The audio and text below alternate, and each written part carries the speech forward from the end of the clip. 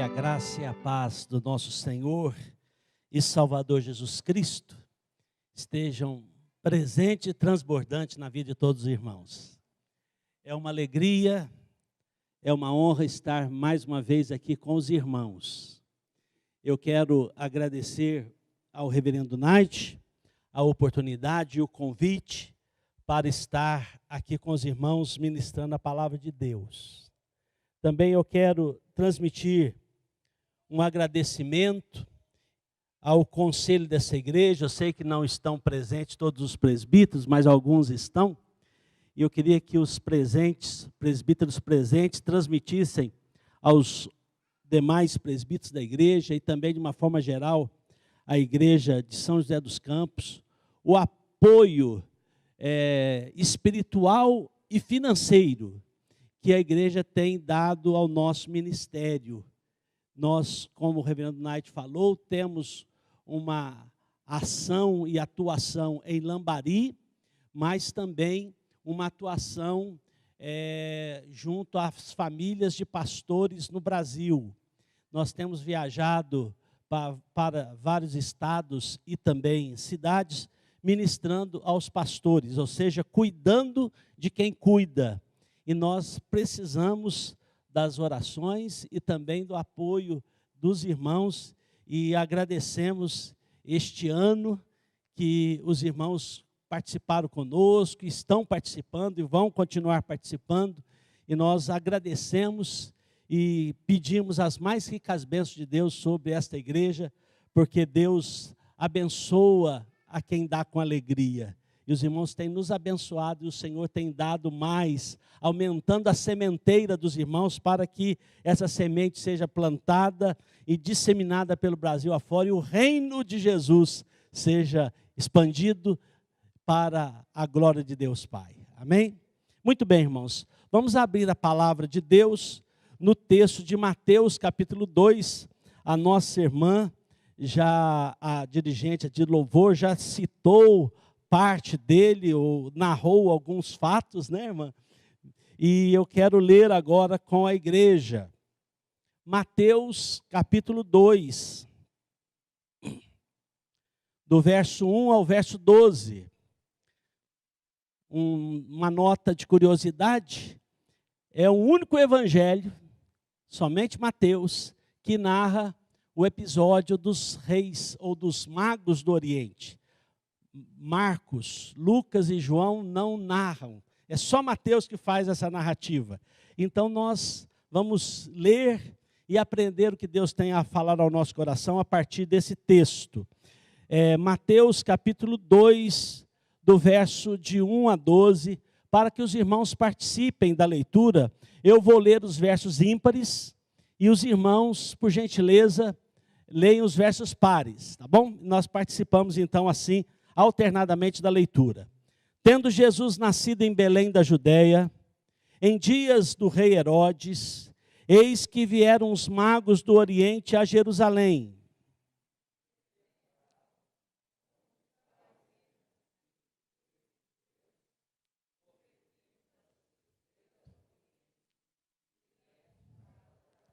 Tendo ouvido isso, alarmou-se o rei Herodes e com ele toda Jerusalém.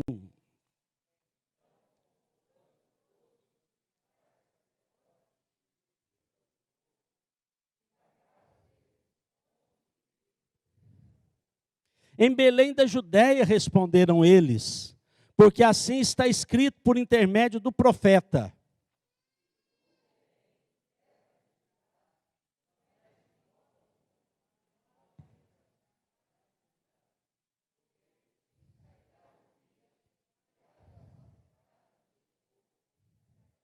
Com isto, Herodes, tendo chamado secretamente os magos, inquiriu deles com precisão quanto ao tempo em que a estrela aparecera.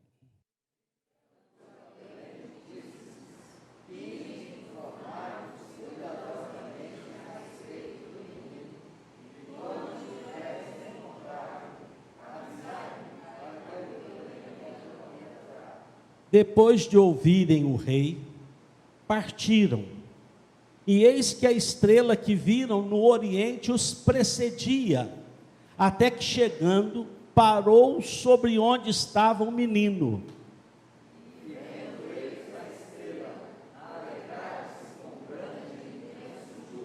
Entrando na casa, viram um menino com Maria, sua mãe.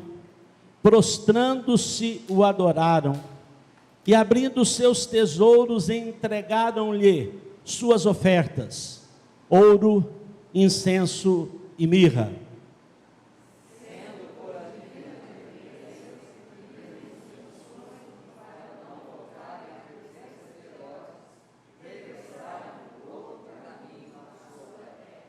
Oremos. Nosso Deus e Pai, recebe nossa adoração, que ela seja em espírito e em verdade, que ela seja fervorosa, sincera, e que ela saia do profundo do nosso coração e toque o teu próprio coração, ó Pai. Recebe a nossa glorificação, recebe o nosso amor, porque estamos aqui por amor ao Senhor. Recebe nossa gratidão pelo teu grande amor manifestado na cruz do Calvário, na ressurreição do teu Filho Jesus Cristo e no seu retorno para nos buscar para si. Ó Pai amado, que este culto seja agradável e aceitável ao Senhor. E agora, ó Deus, nós nos calamos e aquietamos a alma, pedindo ao Senhor que fale, eduque, corrija e alinhe a nossa vida com a Tua palavra. E que possamos, ó Deus, no encerrar deste ano e no iniciar do próximo ano, sermos pessoas melhores, para que o caráter e a imagem do Teu Filho Jesus se reflita de uma forma mais perfeita em nossa vida. Abençoe esta igreja, abençoe o reverendo Knight, sua família, abençoe os presbíteros, seus familiares, os diáconos, todas as suas famílias também, os irmãos aqui presentes, para que a Tua graça os abençoe rica e poderosamente. E essa igreja continue sendo fiel ao Senhor, e uma igreja que promove o Evangelho de Jesus, através de muitas ações missionárias e de plantação de novas igrejas. Que o Senhor os abençoe e fale ao nosso coração, em nome de Jesus, amém. Irmãos, eu penso que todos nós já ouvimos aquela frase, aquele jargão popular que diz assim: muda-se os personagens, mas o enredo é o só. Essa frase é sempre dita quando se compara famílias, igrejas, pessoas de diferentes lugares e até mesmo de diferentes épocas. Por que eu estou falando isso? Porque Mateus, quando narra o nascimento de Jesus, ele nos apresenta alguns personagens. Ele nos apresenta, como eu já citei, somente ele nos apresenta os magos do Oriente. Mas ele fala também do rei Herodes. Ele fala do alarme, do espanto, da curiosidade da população inteira de Jerusalém. Ele fala também de sacerdotes e escribas que dão a direção, dão a revelação do que foi dito através do profeta Miqueias, quanto ao local do nascimento do Messias.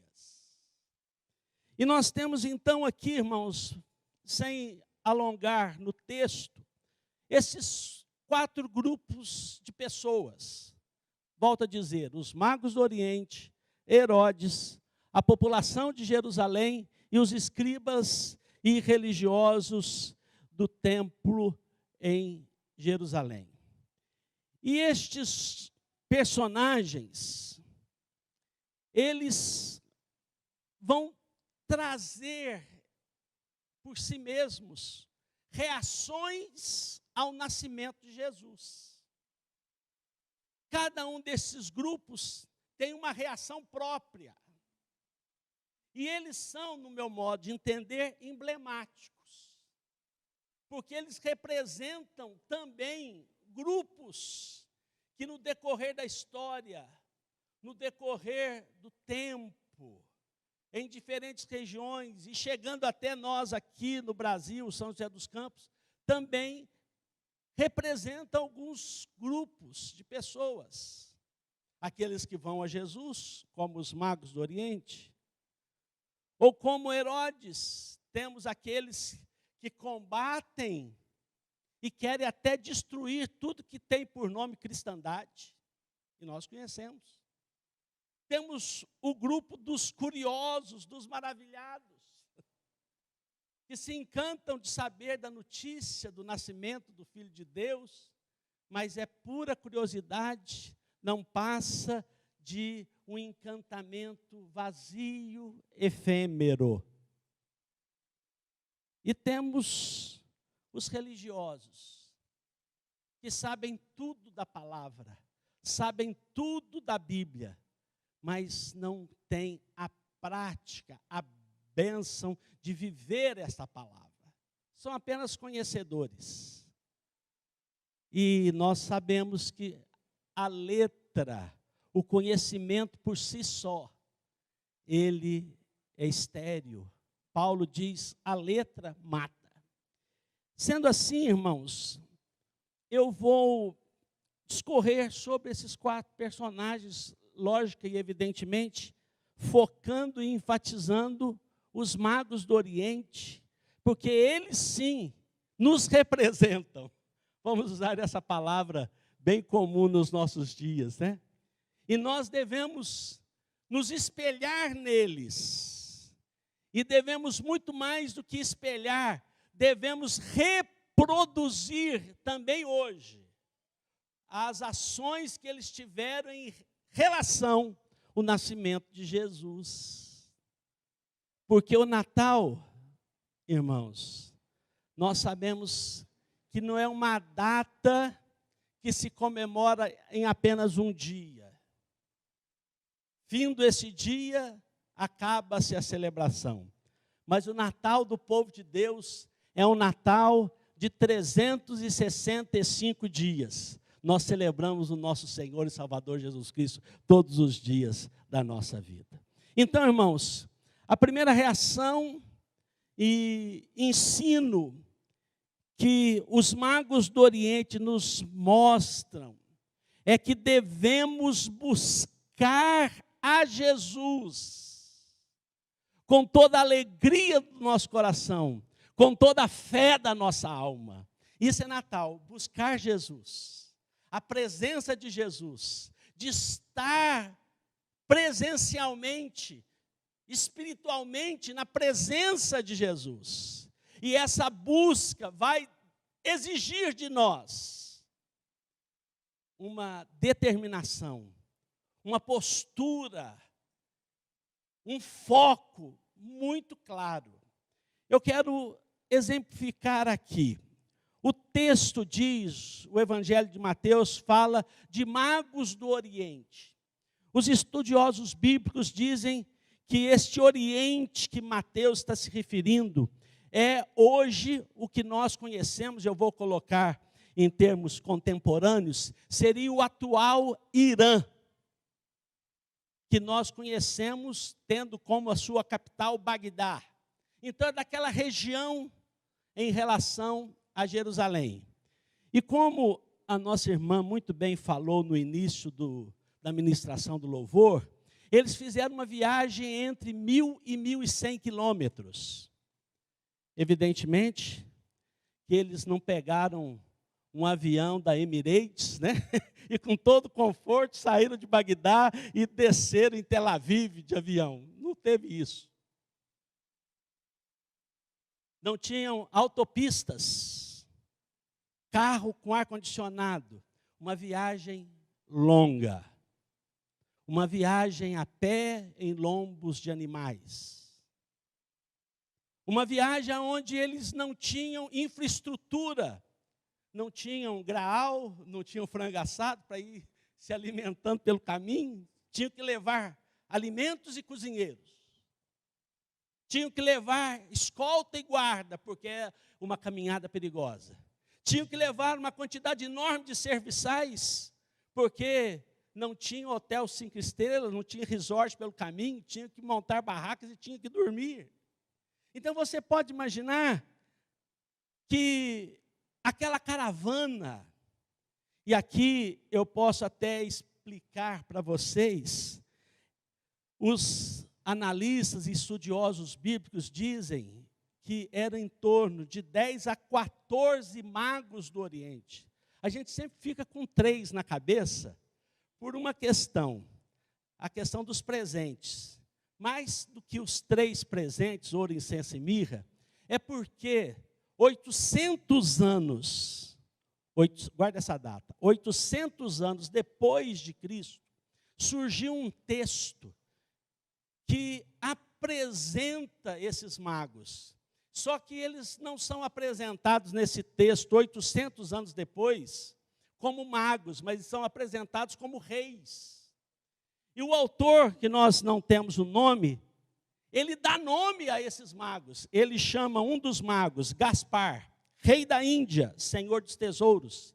Ele chama Baltazar, rei da Arábia, senhor da pureza. E ele chama o terceiro de Melquior, rei da Pérsia, rei de luz.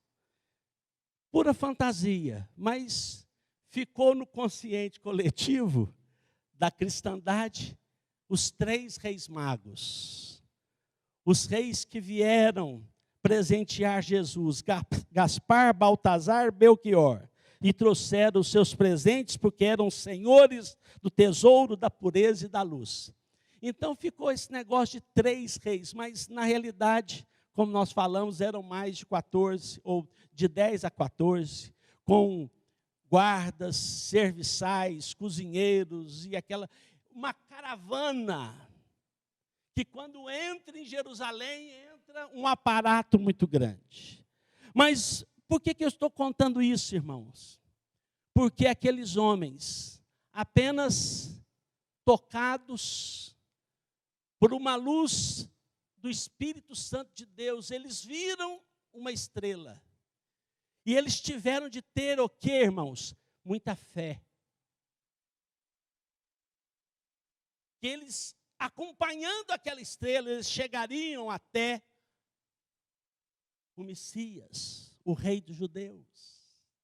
Eles empreenderam uma jornada longa, perigosa, financeiramente, economicamente cara, difícil, com um resultado um tanto quanto duvidoso, mas eles, pela fé, eles buscaram, eles queriam estar presencialmente junto ao rei dos judeus, ao Messias. Isso é Natal, meu irmão. É você e eu querermos Jesus na nossa vida. Por isso que eu digo, não é apenas um único dia do ano, mas 365 dias de cada ano que Deus for servido, nos dar de vida e saúde. Ou até mesmo sem saúde, mas estar na presença de Deus. Isso é Natal. E todas as vezes que você abre a sua Bíblia e ora, todas as vezes que você medita na palavra de Deus, todas as vezes que você vem a uma reunião de oração, todas as vezes que você canta um hino na sua casa, ou canta um hino lá no banheiro da sua casa, não importa, todas as vezes que você busca Jesus, você está celebrando o Natal e você está replicando aquilo que é emblematicamente os adoradores de Jesus, os que buscam a Jesus, os que não se incomodam de sair do seu conforto, aqueles que não se incomodam de desgastarem-se, aqueles que manifestam fé, aqueles que manifestam acreditar na luz que ilumina os seus caminhos, que esta luz é a luz da palavra, a luz do Espírito Santo, que vai nos guiar até a presença de Jesus. Isso é Natal. É querer Jesus. E é há décadas decantado e falado que o nosso Natal virou comercial, um empreendimento apenas do comércio, apenas das empresas que querem vender, querem ganhar, querem lucrar. Natal não é simplesmente como nós celebramos no dia de ontem, com banquetes, com comida, com presentes. Não que isso esteja errado, não que isso seja impróprio para os crentes, não. Mas é impróprio quando a gente celebra, a gente festeja, a gente presenteia, a gente participa de um banquete, esquecendo daquele que é a razão e o motivo da festa. Então, querer Jesus, buscar Jesus, apesar das dificuldades, apesar dos problemas, apesar das dificuldades, é algo que nós temos que ter na nossa vida. E aqueles homens, eles foram assim, saíram do Oriente para buscar Jesus. Investiram para buscar Jesus. Abriram mão do conforto e da segurança para buscar Jesus. E é isso que eu e você precisamos aprender a partir de hoje. E reforçar, como o reverendo Knight convidou a igreja, na próxima sexta-feira nós estaremos passando para mais um ano. Que este novo ano, você busque mais a Jesus. Se esforce mais, renuncie mais do seu conforto, dos seus prazeres, enfim, tiver de ser renunciado, para que você esteja mais na presença de Jesus, porque isso é Natal. Isso é ter Jesus como prioridade na nossa vida.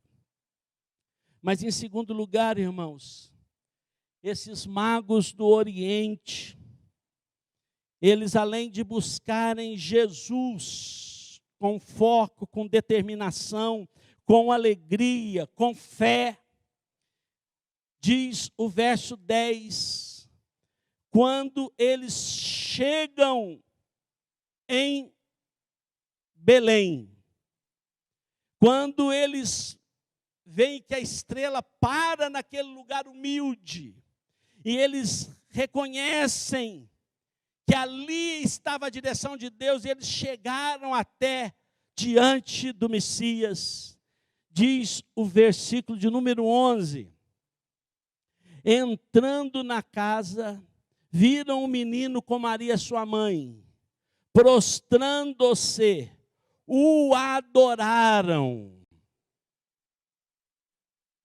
Por que que esses magos do Oriente, eles são uma referência, um modelo a ser seguido por cada um de nós?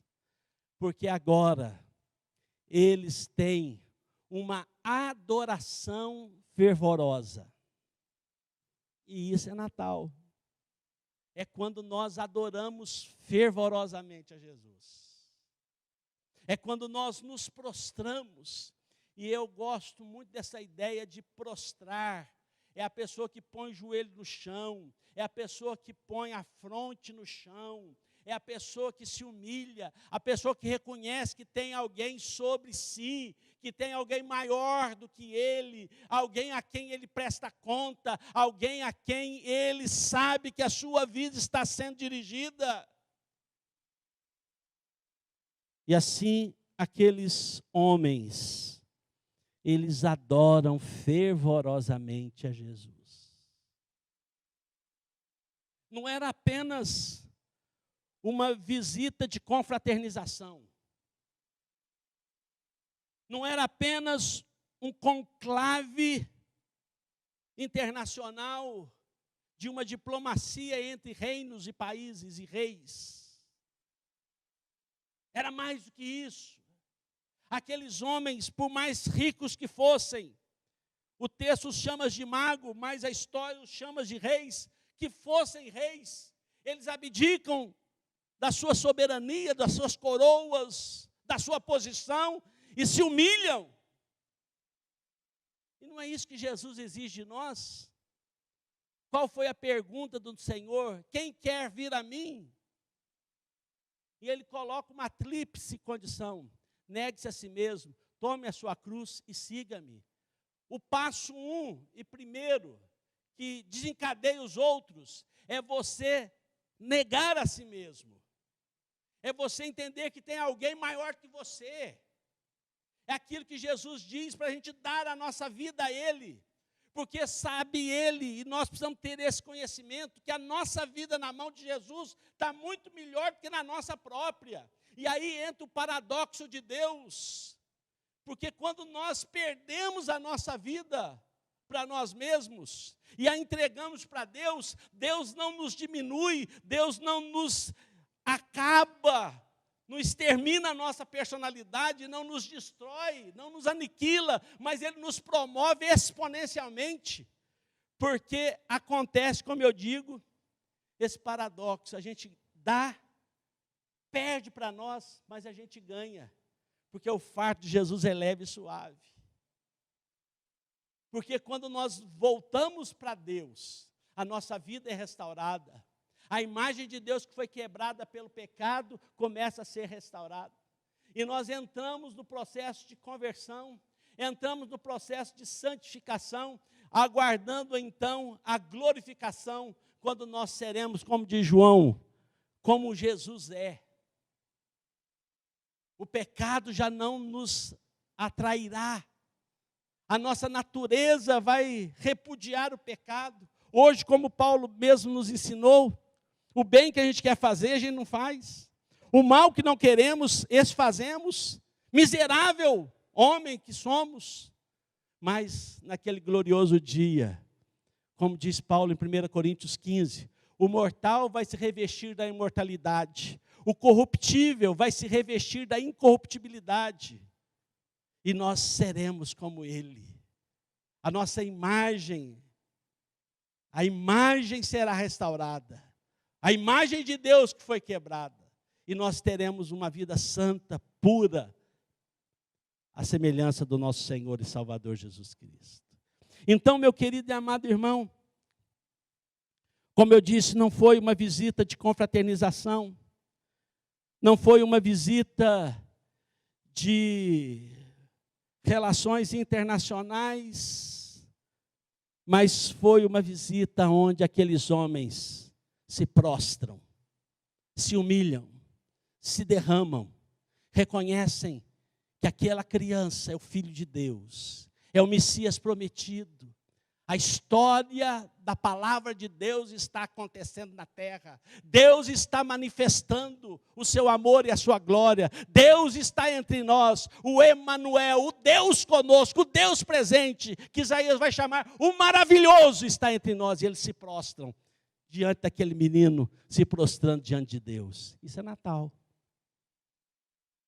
E todas as vezes que você ora, todas as vezes que você dobra os seus joelhos, todas as vezes que você nega a si mesmo, toda vez que você não faz a sua vontade, faz a vontade de Deus, toda vez que você obedece e não desobedece, toda vez que você anda no caminho de Deus, você está como aqueles magos do Oriente, se prostrando em submissão, reverência e devoção, obediência e fé àquele que é o Senhor, Rei e dono da sua vida, o Senhor Jesus. Irmãos, por fim, diz o versículo de número 11, entrando na casa, viram um menino com Maria sua mãe, prostrando-se o adoraram, e abrindo seus tesouros, entregaram-lhe suas ofertas, ouro, incenso e mirra. Irmãos, aqui até nos presentes, alguns estudiosos reconhecem o tríplice ministério de Jesus. Ouro, ele é rei. Incenso, ele é sacerdote. Mirra, ele é profeta. Ele recebe tudo aquilo que ele vai expressar no seu ministério. O seu reinado, o seu sacerdócio e o seu atuar profético, anunciando o reino de Deus e as coisas que haveriam de vir. Ele é presenteado. E aqueles homens abrem os seus presentes. E antes de terem aberto os baús que continham aqueles tesouros, o coração já estava aberto. Eles lá no Oriente, quando viram a estrela e conheceram a história dos profetas, eles já partiram com fé. O coração já estava aberto para Deus. Quando eles prostraram ao ver um menino, um bebezinho na manjedoura e adoraram com o joelho no chão, com a fronte no chão, eles reconheceram que aquele era maior do que eles, digno de toda honra, toda glória e todo louvor. Antecipando que o apóstolo Paulo falaria muito tempo depois, todo joelho verá, ou todo olho verá, e todo joelho se dobrará, e toda língua confessará que Ele é Senhor. Então, irmãos, o abrir dos tesouros é um resultado, é uma consequência de corações já abertos, da busca e da adoração, da fé e do fervor diante de Deus. Eles entendiam que eles não estavam perdendo nada, mas eles estavam honrando aquele que era digno de toda adoração. Irmãos, eu queria fazer um rápido contraste com os habitantes de Jerusalém e os sacerdotes e escribas do templo. Você é bom para imaginar? Você pode imaginar Jerusalém 2000 anos atrás. Talvez você já viu alguns filmes, né, que tentam reproduzir ou que reproduzem essa época. Você pode imaginar uma caravana enorme de homens muito ricos, acompanhados de exército, de serviçais, bandeiras dos seus países, dos seus reinos. Diz o texto, a cidade ficou alarmada quando viu aquela cena. Ainda mais quando a notícia, nasceu o rei dos judeus. Houve uma convulsão política. Israel, Jerusalém, estava sob o domínio do Império Romano. E Herodes era o rei representante dos romanos em Israel. E agora surge um rei. E os magos perguntam: onde está esse rei? Aonde nasceu esse menino? Mostrem. A cidade curiosa, o povo se apertando, se comprimindo para ouvir o que estava sendo falado. Aí chega os escribas, os professores da lei, chegam os sacerdotes e citam o profeta Miqueias. E tu, Belém, não é a menor entre Judá, de ti sairá. Ou seja, eles sabem.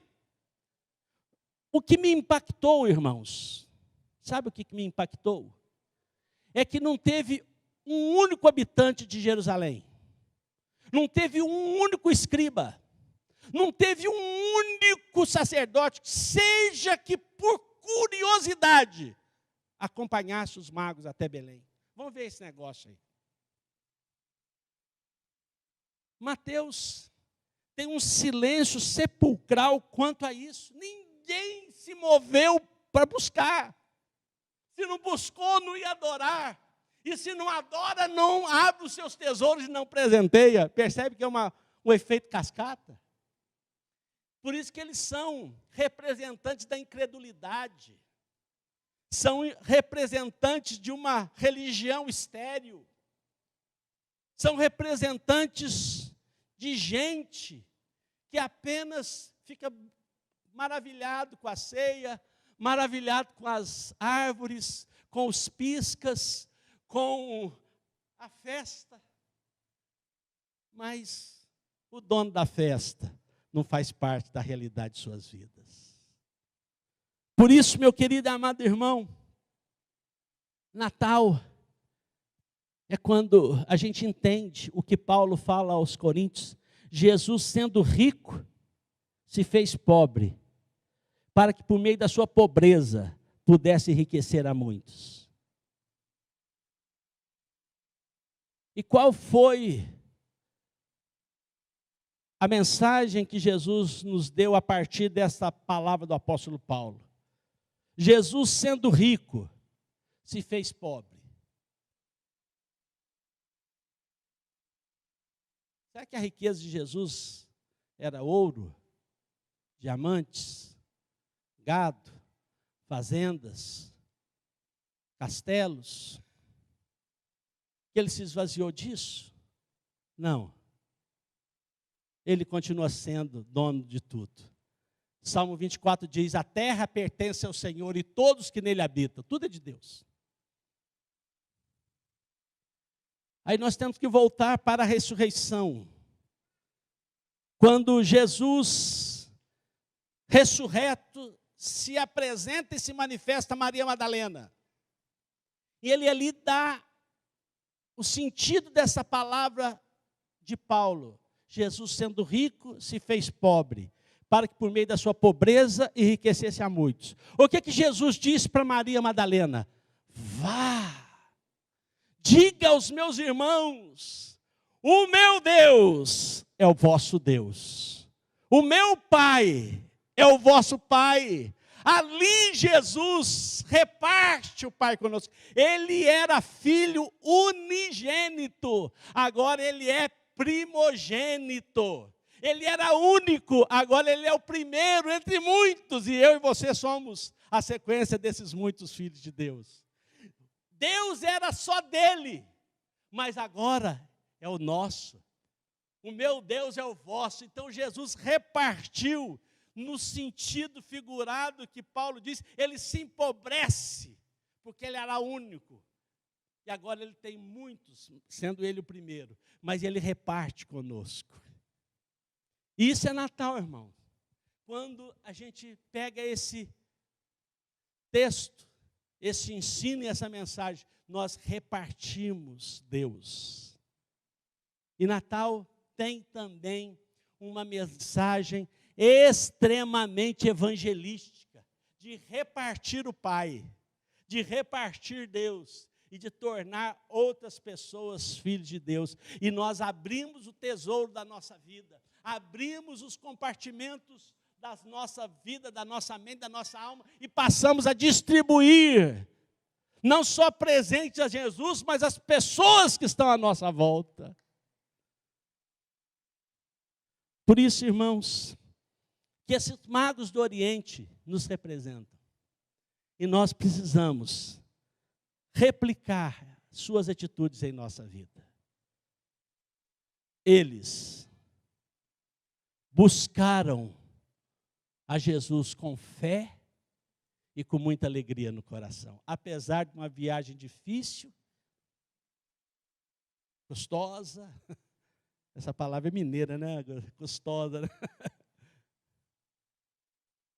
Eles adoraram com fervor, com consciência, entendendo quem eles estavam adorando e quem eles eram. E eles abriram suas vidas para presentear, honrar a Jesus. E que nós possamos, então, irmãos, celebrar o Natal 365 dias dessa forma, buscando com alegria Jesus, adorando com fervor e honrando a Jesus com toda a fé, com toda a nossa vida, com tudo que somos e com tudo que nós temos. Que Deus nos abençoe. Amém.